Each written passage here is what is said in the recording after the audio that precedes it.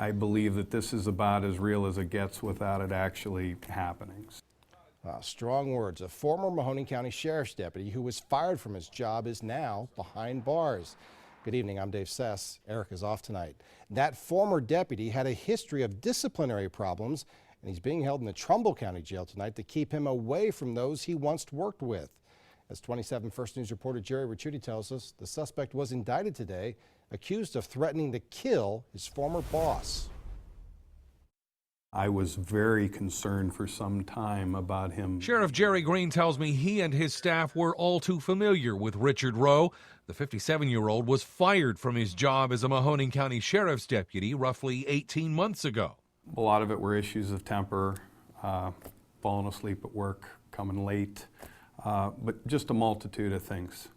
So when Rowe's stepdaughter came to the jail looking to talk with a detective late last month, they listened intently. Essentially, the reason why she showed up was that she was very scared for the safety of myself and 3 other of my command staff. Within hours, a SWAT team was sent to Rowe's house in Camel and he was arrested.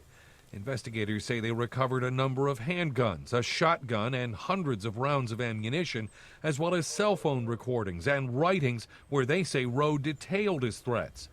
But the sheriff says the stepdaughter claimed there was even more.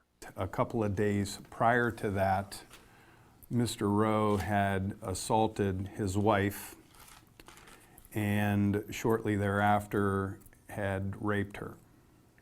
Investigators say they were able to obtain an order from probate court committing Rowe to a mental health facility in Stark County for evaluation.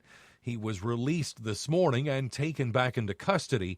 The sheriff is crediting Rowe's stepdaughter for coming forward and telling what she knew, so authorities were able to move quickly. You get threatened by people, it happens, and some you may take serious or more serious than others. This one was unsettling. For now, Rowe is being held in the Trumbull County Jail, away from those he used to work with, and could be in court next week. Jerry Ricciuti, WKBN 27 First News.